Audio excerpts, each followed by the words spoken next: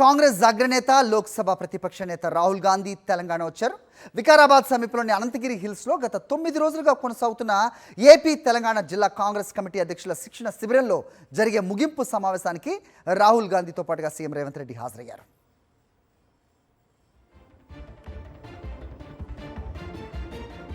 Right, దీనిపై మరిన్ని updates మా కరెస్పాండెంట్ రాకేష్ అందిస్తారు. రాకేష్, చెప్పండి. సో అగ్రనేతలందరూ కూడా అక్కడికి చేరుకున్న నేపథ్యం, సో శిక్షణ ముగింపు కార్యక్రమంలో వాళ్ళు పాల్గొంటున్నట్టుగా తెలుస్తోంది. ఏంటి మీ దగ్గర ఇన్పుట్స్?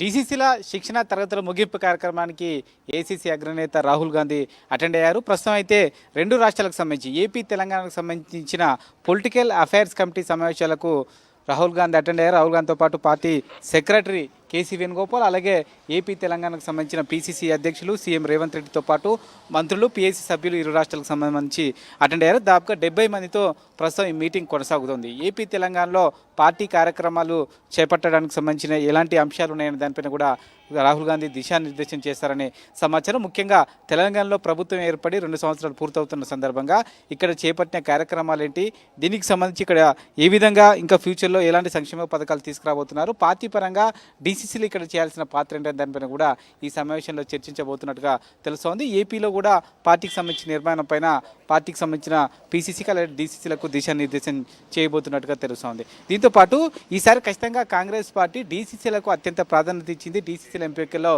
కీలకమైన పలు సంబంధించిన సూచనలు కూడా తీసుకుందని కూడా చెప్పుకోవచ్చు. మొత్తం సామాజిక సమీకరణాలు, ఇతర అంశాలను పరిగణలోకి తీసుకుని ఈసారి డీసీసీలు ఎంపిక చేసుకుంది. అయితే పార్టీలో ఖచ్చితంగా డీసీసీల నిర్ణయమే కీలకంగా ఉండే విధంగా భవిష్యత్తులో నిర్ణయాలు ఉండబోతున్న సంకేతాలు ఇచ్చారు. అందుకోసమే దాదాపుగా 10 రోజుల పాటు ఈ యొక్క డీసీసీల శిక్షణ తరగతులు పెట్టడం జరిగింది. సీఎం రేవంత్ రెడ్డి శిక్షణ తరగతులను ప్రారంభించగా ఇప్పుడు రాహుల్ గాంధీ ముగించబోతా ఉన్నారు. సంబంధించి వివిధ రంగాలకు సంబంధించిన నిపుణులతో డీసీసీలకు శిక్షణ ఇప్పించారు. అయితే డీసీసీలు ఏ విధంగా ఉండాలి, సంబంధించి పార్టీ నిర్మాణంలో వీళ్ళ పాత్ర ఏంటి, పార్టీని నిర్మించడానికి బలోపేతం చేయడానికి కార్యక్రమాలు ఏ విధంగా రూపొందించాలి, దానిపైన కూడా ఈరోజు రాహుల్ గాంధీతో చర్చించే అవకాశం ఉంది. దీంతోపాటు ఈసారి సంబంధించి 2 రాజ్యసభ స్థానాలకు సంబంధించి ఏవైతే తెలంగాణలో ఖాళీగా అవుతున్నా వాటికి సంబంధించిన అభ్యర్థులు కూడా ఖరారు చేసే అవకాశం ఉంది. సాయంత్రం పార్టీ ముఖ్య నేతలతో రాహుల్ గాంధీ ఎయిర్పోర్ట్లో భేటీ అయ్యారనే సమాచారం.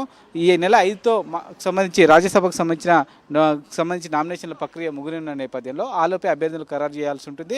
అయితే చాలామంది అభ్యర్థులు పోటీ పడుతున్నారు. ఇందులో ప్రధానంగా చెప్పాల్సింది అభిషేక్ స్వింగి. ఇప్పటికే ఆయనే తెలంగాణ నుంచి రాజ్యసభకు ఉన్నారు. అయితే ఆయన పదవి కాలం కూడా ముగుస్తున్న నేపథ్యంలో ఆయనకు రెన్యువల్ చేస్తారనే ప్రచారం అయితే జరుగుతుంది. దాదాపుగా ఆయన కన్ఫర్మ్ అయినట్టుగా తెలుస్తోంది. అయితే 2వ స్థానం కోసం మాత్రం రాష్ట్ర నేతలు తీవ్రంగా ప్రయత్నం చేస్తున్నారు.